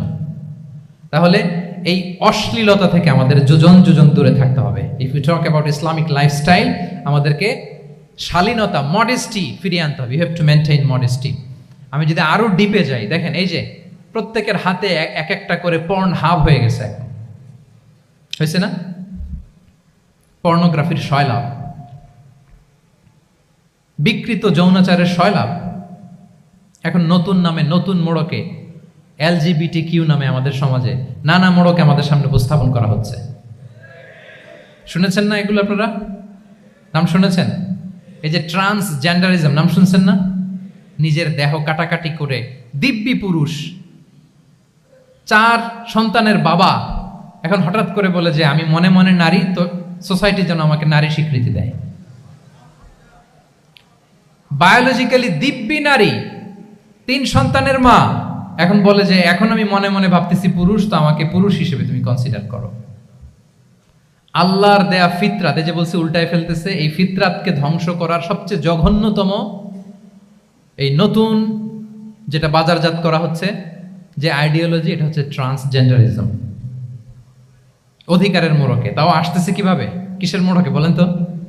রাইটসের কথা বলা, যে এটা একটা রাইটস। এজন্য সম্মানিত সুধীমণ্ডলী, শালীনতার কোনো বিকল্প নেই। If you want to take care of yourself, if you want to take care of your family, your society, you have to maintain modesty. কোনো বিকল্প নেই, সাবধান হইতে হবে আমাদেরকে। তাহলে 4 নম্বরে কি? শালীনতা, মডেস্টি। শালীনতা হচ্ছে ইসলামিক লাইফস্টাইলের ভূষণ। এখন পরিকল্পিতভাবে এই শালীনতার কবর রচনা করা হচ্ছে আমাদের সমাজে। আপনারা কি রাগ করতেছেন? কথা ক্লিয়ারলি বুঝতে পারতেছেন? আমি যদি রয়ে সয়ে কথা বলি তো বুঝতে পারবেন আপনারা? ক্লিয়ারলি মেসেজগুলো আমি আপনাদের সামনে পৌঁছে দিচ্ছি। তাহলে কয়টা গেল? 4টা। হালাল, প্রোডাক্টিভিটি, প্রিজার্ভিং ফিতরা অ্যান্ড ফাইনালি মডেস্টি। 4টা কাভার। 5 নম্বরে হচ্ছে ইসলামিক লাইফস্টাইল যদি আমরা মেনটেন করি, we must have to be optimistic, hopeful, আশাবাদী হইতে হবে। মুমিনের ডিকশনারিতে হতাশা নেই। আমরা হতাশ হই না, আমরা নিরাশ হই না, আমরা ভরসা রাখি এক মহান সত্তার উপর। আওয়াজ করে বলুন, তিনি কে? শয়তানের মিশন হচ্ছে আমাদেরকে হতাশ বানানো। আমি স্টেজে ওঠার আগে সম্মানিত স্যার বলতেছিলেন যে আপনি একটু আশাবাদী করবেন আমাদের নারী শিক্ষার্থীদের ব্যাপারে, আমাদের ছেলে শিক্ষার্থীদের কয়েকটা ইস্যু স্যার বললেন যে কিছু ফ্রাস্ট্রেশন তাদের মধ্যে কাজ করে। আজকে আপনাদের ডিকশনারি থেকে ফ্রাস্ট্রেশনকে একেবারে অমিট করে দিয়ে যাব। বলেন, বিশ্বাসীদের ডিকশনারিতে হতাশা বলে কোনো শব্দ আছে? ফ্রাস্ট্রেশন আছে? কারণ শয়তানের মিশন হচ্ছে আমাদেরকে হতাশ বানানো। কি বানানো? শয়তান আমাদেরকে আশাবাদী করতে চায় না, সে চায় আমরা যেন হতাশ হই। আমি ভুল করেছি, পাপ করেছি, অন্যায় করেছি, তো শয়তান সেই পাপের সাগরে আমাকে হাবুডুবু খাওয়াতে চায়, বলে আর অনেক ভুল হয়ে গেছে, অনেক দূর তুই চলে এসেছিস, আর আল্লাহ তোকে ক্ষমা করবে না, থাক এখানেই থাক, করতে থাক। এরকম শয়তান টেম্পটেশন দেয়, প্রভোকেশন করে। কিন্তু শয়তান জানে না যে আল্লাহর রহমতের দরিয়া কত বড়। শয়তানের মিশন হচ্ছে আমাদেরকে হতাশ বানানো, আর আল্লাহর বাণী আমাদের হৃদয়ে আশা জাগায়, আশাবাদী করে তোলে। আল্লাহর এই কিতাবের, কোরআনের প্রতিটি আয়াতে পরতে পরতে পাবেন আপনি মোটিভেশন, ইন্সপিরেশন। আল্লাহু আকবার। লা তাহজান ইন্নাল্লাহা মা'ানা। মনকে তুমি বুঝিয়ে বলো আল্লাহ আছেন আমার সাথে। জাহাঙ্গীরনগর বিশ্ববিদ্যালয়ের আমার সুপ্রিয় শিক্ষার্থী বন্ধুরা, এই বাক্যটি নিজের জীবনের জন্য, নিজের জীবনের সাথে সেট করে নেন। মনকে তুমি বুঝিয়ে বলো আল্লাহ আছেন আমার সাথে। বিপদে আপদে, আমাদের লাইফে আপস এন্ড ডাউনস থাকে, সব মুহূর্তে আমরা এই কথাটা খেয়াল করব যে কেউ যদি আমাকে হেল্প করার জন্য নাও থাকে, এক মহান সত্তা আছে, তিনি কে? আল্লাহ রাসূল সাল্লাল্লাহু আলাইহি ওয়াসাল্লাম, আবু বকর রাদিয়াল্লাহু তাআলা আনহু গারে সাউরে হিজরতের রাতে লুকিয়ে আছেন। কুরাইশরা খুঁজতেছে, আবু বকর রাদিয়াল্লাহু তাআলা আনহু তটস্থ, না জানি ধরা পড়ে যায়। তিনি বলছেন, কুরাইশরা আমাদের এত পাশ দিয়ে যাচ্ছে, একটু মাথা নিচু করলে দেখে ফেলবে আমাদের। রাসূল সাল্লাল্লাহু আলাইহি ওয়াসাল্লাম বললেন যে ভয় পেও না। আবু বকর, তুমি কি ভেবেছো আমরা এখানে গুহাতে 2 জন? না না, এই গুহায় আমরা 2 জন নই, আমাদের সাথে একজন মহান সত্তা আছে। তিনি কে? আমরা 3 জন এখানে। লা তাহজান ইন্নাল্লাহা মা'ানা। ভয় পেও না, হতাশ হয়ো না, নিশ্চয় আল্লাহ আমাদের সাথে আছেন। আল্লাহ তাআলা সরাসরি কথাটাকে কোরআনে কোট করেছেন যে লা তাহজান ইন্নাল্লাহা মা'ানা। তাহলে সুপ্রিয় বন্ধুরা, এই বাক্যটা আমাদের খেয়াল রাখতে হবে যাদের মধ্যে ফ্রাস্ট্রেশন কাজ করে, যে মনকে তুমি বুঝিয়ে বলো কে আছেন আমার সাথে? আল্লাহ আছেন আমার সাথে। এরকম কোরআনের পরতে পরতে অনেক আয়াত পাবেন। লা তাইআসু মির রাউহিল্লাহ ইন্নাহু লা ইয়াইআসু মির রাউহিল্লাহি ইল্লাল কওমুল কাফিরুন। আল্লাহর রহম থেকে নিরাশ হয়ো না। কাফিররা ছাড়া কেউ আল্লাহর রহম থেকে নিরাশ হয়? আমি আপনি আমাদের জীবনে কত ভুল করেছি, কত অন্যায় করেছি, কতটাই বা পাপ করেছি। মনে রাখবেন, আমাদের পাপ যত বড় হোক, আল্লাহর রহমতের দরিয়া তার চাইতেও বড়। ইন্না মা'আল উসরি ইউসরা ফাইন্না মা'আল উসরি ইউসরা, and verily with every hardship there is an ease. প্রত্যেক কষ্টের পরেই থাকে স্বস্তি। এই বাক্যগুলো কি আপনাকে মোটিভেশন দেয় না? এই কথাগুলো কি আপনাকে চাঙ্গা করে না? আপনার জীবনে ইন্সপিরেশন হয়ে আসে না এই কথাগুলো? ওয়ালা তাহিনু ওয়ালা তাহজানু ওয়া আনতুমুল আ'লাউনা ইন কুনতুম মুমিনিন। চিন্তা করো না, হতাশ হয়ো না, তোমাদেরই বিজয় হবে যদি তোমরা মুমিন হও। আল্লাহু আকবার। তাহলে আপস এন্ড ডাউনস থাকবে, এবং মুমিন জীবনে তো হতাশা থাকবেই না। কারণ আমার জীবনে যদি কোনো কষ্টের ঘটনা ঘটে, এটার জন্য আমি রিওয়ার্ড পাবো, আমি যদি অসুস্থ হই, আমার প্রত্যেক অসুস্থতার কারণে আমার পাপ মোচন হয়। সুবহানাল্লাহ পড়েন। আপনার জ্বর হয়েছে, এই জ্বরের কারণে আল্লাহ আপনার গুনাহ মাফ করবেন। আপনি ব্যথা পেয়েছেন, অসুস্থ হয়েছেন, আল্লাহ তাআলা গুনাহ মাফ করে দিবে। তাহলে হতাশার কোনো সুযোগ আছে বলেন? না। মুমিন জীবনে হতাশার কোনো সুযোগ নেই। রাসূল সাল্লাল্লাহু আলাইহি ওয়াসাল্লাম বলেন, মা ইউসিবুল মুসলিমা মিন নাসাব ওয়ালা ওয়াসাব ওয়ালা হাম্মিন ওয়ালা হুজনিন ওয়ালা আযান ওয়ালা গাম্মিন হাত্তা শাওকাতি ইউশাকুহা ইল্লা কাফারাল্লাহু বিহা মিন খাতায়া। মুমিন জীবনে যত ব্যথা, কষ্ট, দুঃখ, এমনকি ফল পাড়তে যে গাছের কাটার খোঁচা যদি খান, রাসূল সাল্লাল্লাহু আলাইহি ওয়াসাল্লাম বলেন ওই খোঁচার ব্যথার কারণে আল্লাহ তোমার গুনাহ মাফ করে দেয়। কেউ অসুস্থ হয়ে রাসূল সাল্লাল্লাহু আলাইহি ওয়াসাল্লামের কাছে আসলে রাসূল সাল্লাল্লাহু আলাইহি ওয়াসাল্লাম কি বলতেন জানেন? কেউ জানেন? লা বাস আলাই তুহুরুন ইনশাআল্লাহ। তিনি বলতেন, আরে don't worry about it, it will cleanse up your scenes. ভয় পেও না, আরে এই অসুস্থতা, এটার কারণে আল্লাহ তোমার গুনাহ মাফ করে দিবে। সুবহানাল্লাহ। তাহলে অসুস্থ ব্যক্তি আর উজ্জীবিত হতো না? রাসূল সাল্লাল্লাহু আলাইহি ওয়াসাল্লাম অসুস্থ ব্যক্তিকে দেখলেই মাথায় হাত বুলিয়ে দিতেন, দোয়া করতেন, আল্লাহুম্মা রাব্বান নাস আযহিবিল বাস ইশফি আনতা শাফি, দোয়া করে দিতেন। আর বলতেন, আরে ভয় পেও না, এই অসুস্থতা তোমার গুনাহ মাফ করে দিচ্ছে। তাহলে অসুস্থতার মধ্যেও তারা উজ্জীবিত হতো। আমরা মানুষকে আশাবাদী করব, ভয় দেখাবো না। অসুস্থ মানুষকে ভিজিট করতে গেলে আপনারা কি করেন? ভয় দেখান নাকি? না, আশাবাদী করবেন। বলবেন যে আরে কি অসুস্থতা, আপনার দেখে দেখে অনেক সুস্থ লাগতেছে, বলতে পারবেন না?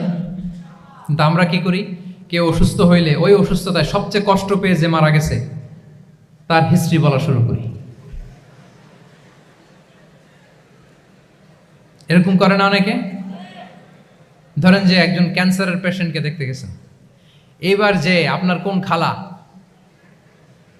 ক্যান্সারে কিভাবে ধুকে ধুকে মরছিল,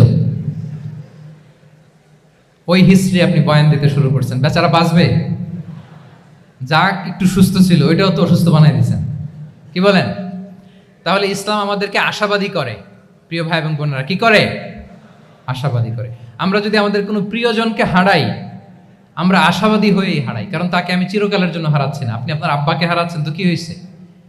বাপ হারায় তো কাঁদবে নাস্তিক। কি বলেন? নাস্তিকদের তো মরার পরে নাকি আর কিছু নাই। হ্যাঁ, দেখবেন আপনাদের সামনে সামনে অনেক কিছু বলে যে কিছু নাই, যা দেখি না বিশ্বাস করি না। একা একা যখন মৃত্যুর পরে কি হবে চিন্তা করে ওর দম বন্ধ হয়ে আসে।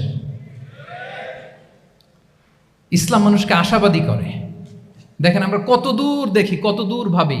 আমার দাদা মারা গেছে, এটা আমার কোনো টেনশনেরই কারণ না, কারণ আমি সবসময় ভাবি আমার দাদাকে আমি ওপারে যেয়ে পাবো। আমার আব্বাকে আমি হারিয়েছি তো ওপারে পাবো। আমার বন্ধুকে আমি হারিয়েছি, কাছের বন্ধুটা যে আমার জন্য খুব ইন্সপিরেশন ছিল, সাময়িক বিচ্ছেদ এটা আমাদের জন্য, কারণ আমরা ওই জগতে বিশ্বাস করি। আল্লাহু আকবার। তাহলে হতাশা আমাদের ডিকশনারিতে আজকে থেকে রাখা যাবে। ইসলামিক লাইফস্টাইল যদি মেনটেন করতে চান, you have to be optimistic. Clear কথাটা? আচ্ছা, এরপরে গ্রেটফুলনেস, 6 নাম্বার গ্রেটফুলনেস। আপনাকে কৃতজ্ঞ হইতে হবে, শুকরগুজার হইতে হবে। আমরা অনেকে কমপ্লেইন করি খুব বেশি, না এটা ভুল। সম্মানিত সুধীমণ্ডলী, be grateful with what you have. যা আছে এটা নিয়ে শুকরগুজার হন, আপনার জীবনটাকে আল্লাহ সুন্দর করবে। তাহলে কমপ্লেইন করব না, আমরা শুকরগুজার হব। রাসূল সাল্লাল্লাহু আলাইহি ওয়াসাল্লাম বলেছেন, তোমার চেয়ে যে খারাপ অবস্থানে আছে তার দিকে তাকাও, যে ভালো আছে তার দিকে তাকিও না। হ্যাঁ, যে ভালো আছে তার মতো আপনি হওয়ার চেষ্টা করবেন। আপনার গোল থাকবে। I am not talking about the goals and plans. Your plan and goal should be bigger and bigger. But আপনি ও খুব ধনী, ও খুব ভালো আছে, এটা দেখে কষ্ট পাবেন না, কারণ আপনি খেয়াল করেন যে আপনার চেয়ে অনেক খারাপ অবস্থানে আছে অনেকে। ওর দিকে তাকালে দেখবেন যে আপনার আর খারাপ লাগতেছে না। শেখ সাদি রাহিমাহুল্লাহ, বিখ্যাত কবি, নাম শুনেছেন না? ওনার একবার পায়ে দেওয়ার মতো জুতা ছিল না। কি ছিল না? সবাই বলুন, কি ছিল না? জুতা। তো উনি একবার রাস্তা দিয়ে হাঁটতেছেন, হঠাৎ দেখেন এক লোকের 2টা পাই নাই। কি নাই? শুকরগুজার হলেন, চিৎকার করে বললেন আলহামদুলিল্লাহ, যে আল্লাহ অনেক ভালো আছি, আমার জুতা নাই এজন্য মন খারাপ, ওর তো পাই নাই। হ্যাঁ, এজন্য বেঁচে যে আছি এজন্যই আলহামদুলিল্লাহ। লা ইন শাকারতুম লা আযীদান্নাকুম ওয়া লা ইন কাফারতুম ইন্না আযাবি লাশাদীদ। আল্লাহ বলেন, যদি শুকরিয়া করো, শুকরগুজার হও, আমি আল্লাহ নিয়ামত বাড়িয়ে দেব। যদি নাশুকরি করো, জেনে রাখো আমার শাস্তি কঠিন। তাহলে বেঁচে যে আছি এজন্যই কি পড়া উচিত? জাহাঙ্গীরনগর বিশ্ববিদ্যালয় আওয়াজ করেন, বেঁচে যে আছি এজন্য কি পড়বো?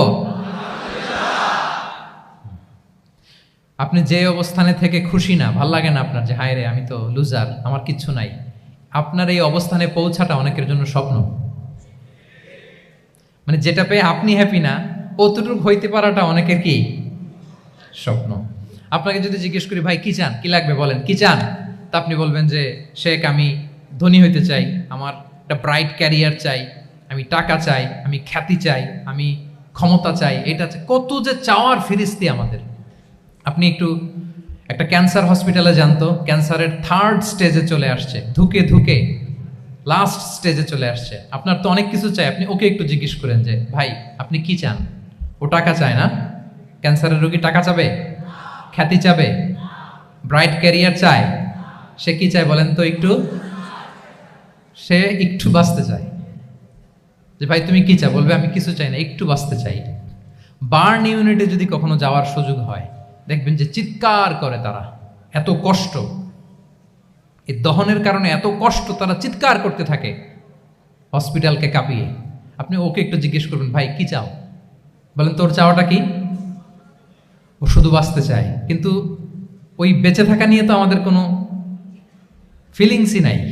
আমরা যে বেঁচে আছি এটা যে শুকরগুজার হওয়ার অনেক বড় একটা কারণ, আমরা এরকম করে ভাবিই না।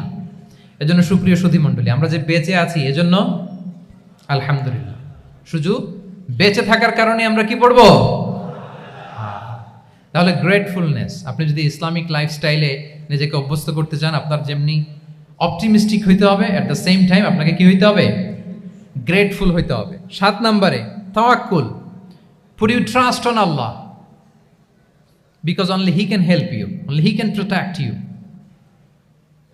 And when you put your trust on Allah, you are in a divine shield. আপনি যখন আল্লাহর উপর নিজেকে ন্যস্ত করেন, আপনি একটা ডিভাইন, একটা প্রোটেকশনের ভেতরে থাকেন। বিশ্বাসীরা কি করে? আল্লাহর উপর ভরসা করে। কি করে? কার উপর? তদবিরের উপর, লবিং এর উপর, মামা চাচা? তাহলে আল্লাহর উপর ভরসা হবে। কার উপর? ফাইদা আযামতা ফাতাওয়াক্কাল আলাল্লাহ, আল্লাহর উপর ভরসা করব। এমনকি ঘর থেকে বের হওয়ার সময় রাসূল সাল্লাল্লাহু আলাইহি ওয়াসাল্লাম আমাদেরকে বলেছেন আল্লাহর উপর তাওয়াক্কুল করো। আমরা কি দোয়া পড়ি বলেন তো ঘর থেকে বের হয়ে? বিসমিল্লাহি তাওয়াক্কালতু আলাল্লাহ। এই তাওয়াক্কুল নিয়ে আমাদের অনেক মিসকনসেপশন আছে। আমাদের মধ্যে একটা প্রবণতা আছে, অনেকে বলে যে যা হবে হবে, আল্লাহ ভরসা। বলে যে যা হবে হবে, কি ভরসা? কথা বলতে হবে তো আমার সাথে। আপনারা কি বোরিং হচ্ছেন? ওরে আল্লাহ, অনেক রাত হয়ে গেছে, তো শেষ করে দেই তাহলে। আর কয়েক মিনিটের মধ্যে শেষ করবো ইনশাআল্লাহ। তাহলে অনেকের মধ্যে একটা প্রবণতা আছে, তারা বলে যে যা হয়েছে হয়েছে, কি ভরসা? যা করে আল্লাহ, আল্লাহ ভরসা। এটা it's not the concept of tawakkul. এটা তাওয়াক্কুল নয়। ইসলামে tawakkul is always at the second step. The first step is you effort. প্রথমে আপনি চেষ্টা করবেন, এরপরে আপনি আল্লাহর উপর তাওয়াক্কুল করুন। কিছু না করে যদি বলেন আমি আল্লাহ ভরসা, এটা আল্লাহ ভরসা হয়েছে? এটা আপনার মন গড়া একটা কথা হয়েছে, কিন্তু এটা তাওয়াক্কুল হয়? আমাদের অনেকে অলসতা, অকর্মণ্যতা, অপারগতা, হীনমন্যতা, এগুলোর তাওয়াক্কুল বানায় ফেলেছে। হাত গুটায় বসে থাকবে, কাজ করবে না, অলস, আর বলে কি আল্লাহ ভরসা। রিজিকের মালিক আল্লাহ, কিছু করবে না আর বলে আল্লাহ ভরসা। প্রিয় ভাইরা, রাসূল সাল্লাল্লাহু আলাইহি ওয়াসাল্লাম তিনি অলসতা, অকর্মণ্যতা, হীনমন্যতা, কাপুরুষতা, ভীরুতা, এগুলো থেকে আল্লাহর কাছে পানাহ চেয়েছেন। নিজের সাধ্যের সবটুকুন তিনি করেছেন, তারপরে আল্লাহ ভরসা করেছেন। এবং পাখিকে ইসলামে তাওয়াক্কুলের মডেল বানানো হয়েছে। রাসূল সাল্লাল্লাহু আলাইহি ওয়াসাল্লাম বলেন, লাউ আন্নাকুম তাতাওয়াক্কালুনা আলাল্লাহি হাক্কা তাওয়াক্কুলিহি লা রাযাকাকুম কামা ইয়ারযুকুত তুয়ুর তাগদু খিমাসান ওয়া তারুহু বিতানা। মানে তোমরা যদি পাখির মতো তাওয়াক্কুল করো, তাহলে পাখিকে আল্লাহ যেমন রিজিক দেয় তোমাদেরকেও রিজিক দিবে। পাখি কি করে বলেন তো? প্রতিদিন সকালবেলায় ওর ঘরের ভিতরে বসে বলে যে আল্লাহ ভরসা। বলে? বরঞ্চ কি করে সে? সকাল সকাল কিচির মিচির রবে দিক দিগন্ত মাতিয়ে সে বের হয়ে যায়, সারাদিন ঘুরতে থাকে। তাহলে খালি পেটে সকালবেলায় পাখিগুলো বের হয়ে যায়, আকাশে বাতাসে ছুটে বেড়ায়, আর বিকেল বেলায় ওদর ফুর্তি করে প্রতিটা পাখিকে তার নিড়ে ফিরিয়ে দেয় কে? আপনারা তো বোঝা অনেক সহজ। এটা তো নাকি একেবারে আপনাদের জাহাঙ্গীরনগর, এটা তো নাকি পাখিদের অভয়ারণ্য শুনলাম আমি, কখনো আসা হয়নি আমার। দিনের বেলা আসা দরকার ছিল, তাহলে আপনাদের ক্যাম্পাস বিউটি আমি দেখতে পেতাম। তো পাখি কিন্তু বসে থাকে না, সকালে কি করে, খালি পেটে পাখিগুলো বেরিয়ে যায়, ওরা ওদের রোল প্লে করে, চেষ্টা করে, এরপরে বিকেলবেলা ওদর পূর্তি করে তাদেরকে নেড়ে ফিরিয়ে দেয় কে? তাহলে পাখিকে তাওয়াক্কুলের মডেল বানানো হয়েছে। আপনি হাত গুটিয়ে বসে থেকে বললেন আল্লাহ ভরসা, এটা হয়েছে না।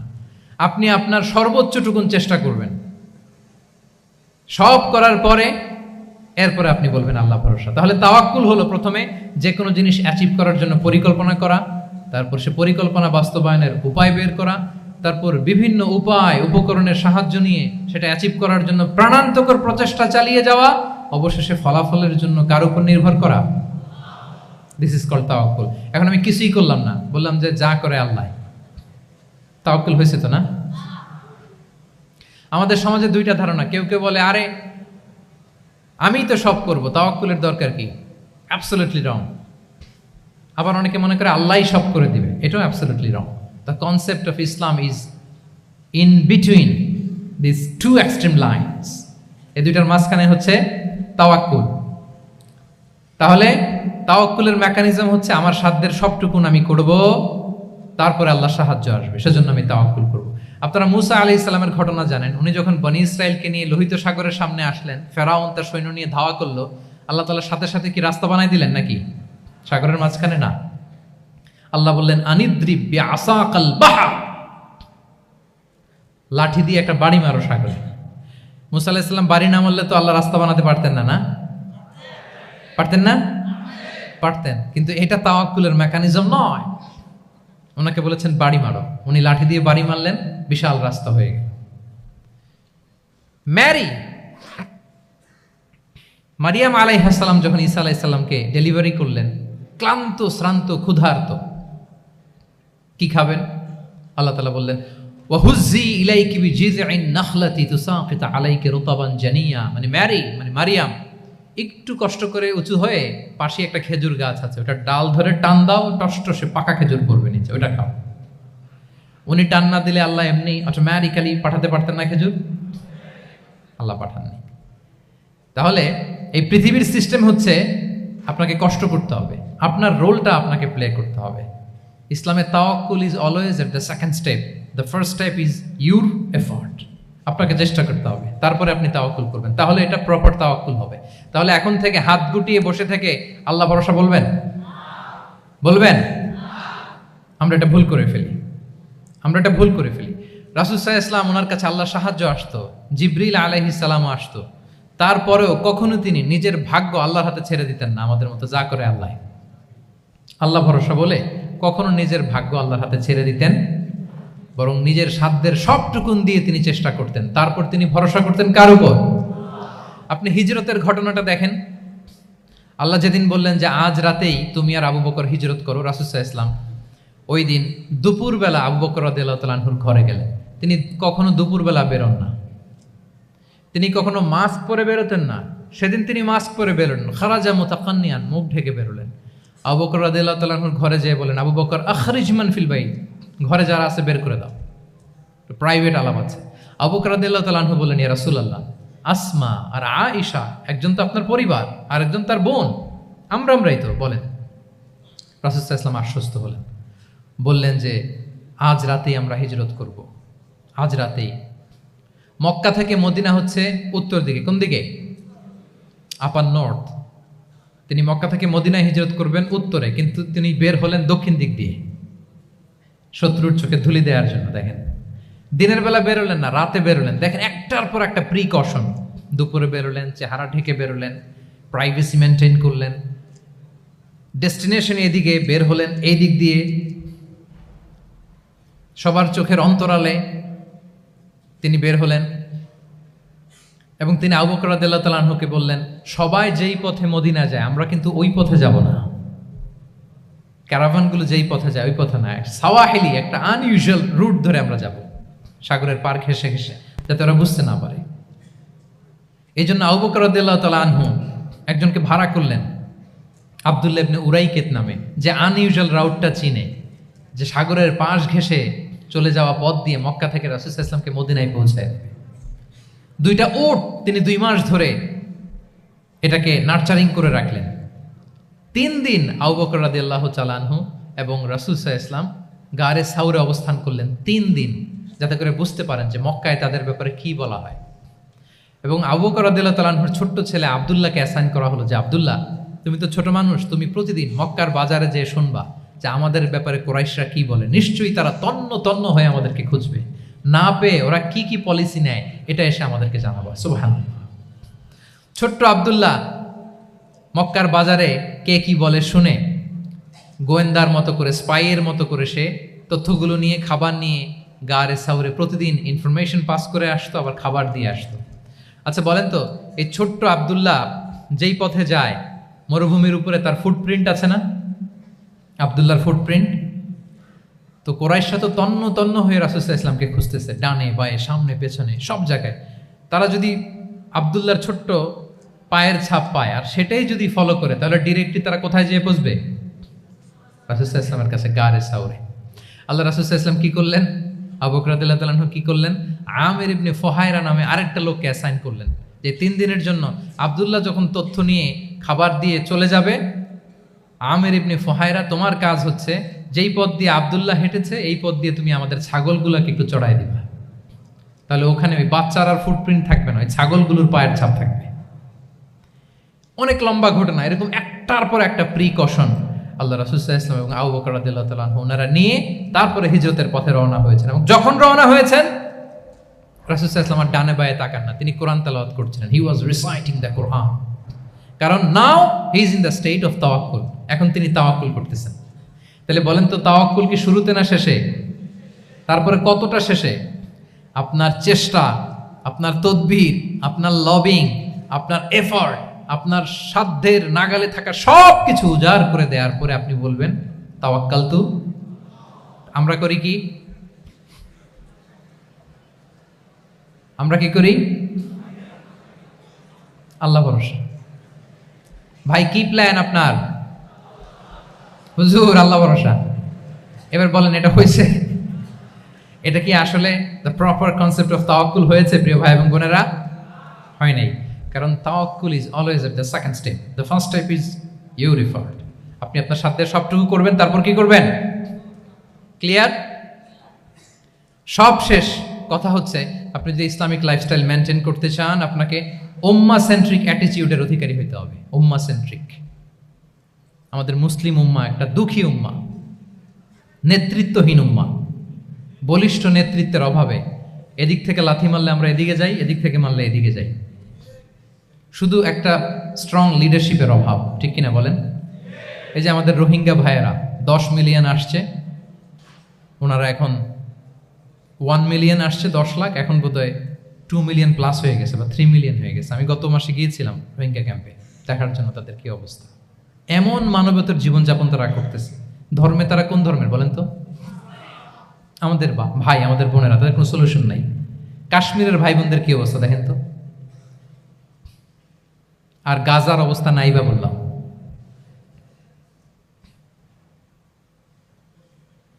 পাখির মতো গুলি করে মারা হয়েছে, মসজিদ ধ্বংস করা হয়েছে, এমনকি খ্রিস্টানদের গির্জা ধ্বংস করা হয়েছে। একটা লিডারশিপের, একটা স্ট্রং লিডারশিপের অভাবে আজকে আমাদের এই অবস্থা। এই জন্য আপনি যদি ইসলামিক লাইফস্টাইলের কথা বলেন, অফকোর্স আপনাকে উম্মাহ সেন্ট্রিক মেন্টালিটির হতে হবে। এই দুঃখী উম্মাকে নিয়ে আপনার প্রজেক্ট থাকতে হবে। আমরা আমাদের নিজেদের শক্তি, সম্ভাবনা, ঐতিহ্য এগুলো একেবারে ভুলতে বসেছি। আমরা যে যোদ্ধা ছিলাম, আমরা যে বিজয়ী ছিলাম, আমরা বেমালুম ভুলিয়ে গিয়েছি। জ্ঞান বিজ্ঞানে একসময় আমরা লিড দিয়েছি, ঠিক কিনা বলেন? আমাদের জাবের ইবনে হাইয়ান ছিল, আমাদের আল বিরুনি ছিল, আমাদের আল ইদ্রিসি ছিল, আমাদের আল ফারাবি ছিল। এই নলেজ এখন ওয়েস্টে ট্রান্সফার হয়েছে, সেই নলেজ আবার ট্রান্সফার হয়ে আমাদের করতলগত একদিন হবে ইনশাআল্লাহ। ওই প্রজেক্ট তো আমাদের নাই। একদিন যে আমাদের হাতে আসবে, হুজুর আল্লাহ ভরসা নাকি? শুধু আল্লাহ ভরসা বলে বসে থাকলে হবে? সেলফ সেন্টার্ড হওয়া যাবে না, উম্মাহ সেন্ট্রিক আমাদেরকে হইতে হবে। উম্মার জন্য আপনার হৃদয়ে একটা দরদ থাকতে হবে। অন্যের জন্য কাজ করার একটা মেন্টালিটি আমাদের গ্রো করতে হবে।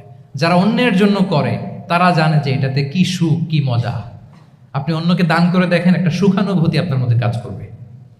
এবং রাসূল সাল্লাল্লাহু আলাইহি ওয়াসাল্লাম বলেন, ওয়াল্লাহু ফি আউনিল আবদি মা দামাল আবদু ফি আউনি আখিহি। আল্লাহ তাআলা ততক্ষণ পর্যন্ত বান্দার সাহায্যে থাকে, ওই বান্দার, যতক্ষণ পর্যন্ত এই বান্দা তার ভাইয়ের সাহায্যে থাকে। এজন্য আমাদের প্রতিটি কাজে, পদক্ষেপে আমাদের নির্যাতিত ভাইয়েরা যেন তারা আমাদের চিন্তায় থাকে, তারা যেন আমাদের দোয়ায় থাকে, আমাদের সহযোগিতায় থাকে, এবং উম্মার জাগরণে যেন নিবেদিত হয় আমাদের সকল এফোর্ট, সকল প্রজেক্ট, সকল প্রচেষ্টা। কি পারা যাবে কিনা বলেন? উম্মার জন্য এরকম স্যাক্রিফাইসিং মেন্টালিটি আমাদের থাকার দরকার আছে না নাই বলেন? তাহলে উম্মা সেন্ট্রিক মেন্টালিটি আমাদের করতে হবে সম্মানিত সুধী মণ্ডলী। তাহলে ইসলামিক লাইফস্টাইল নিয়ে যদি আমরা কথা বলি, আমাদের উম্মা সেন্ট্রিক হওয়ার কোনো বিকল্প নাই। আমি যদি পুরো আলোচনার সামারি করি, তাহলে বলতে হবে, শুরুতে আমি যেটা বলেছিলাম যে এখানে পিক অ্যান্ড চুজ করে ইসলামিক লাইফস্টাইল অ্যাডাপ্ট করার আমাদের কোনো সুযোগ মনে আছে? যে কথা দিয়ে শুরু করেছিলাম, পিক অ্যান্ড চুজ করা যাবে মন মতো না, পুরোটাই মানতে হবে। এবং 8টা মোস্ট লাইকলি 8টা core values of Islamic lifestyle আমি আপনাদের সাথে শেয়ার করেছি। একটু যদি রিকল করি, 1 নম্বরে কি বলেছিলাম বলেন তো? হালাল, হালাল মেনটেন করতে হবে, হারামের সাথে আমাদের কোনো সম্পর্ক। 2 নম্বরে প্রোডাক্টিভিটি। 3 নম্বরে ফিতরা বেসড লাইফস্টাইল হতে হবে। 4 নম্বরে মডেস্টি। 5 নম্বরে হতাশ হওয়া যাবে না, মনকে তুমি বুঝিয়ে বলো আল্লাহ আছেন আমার সাথে, অপটিমিজম।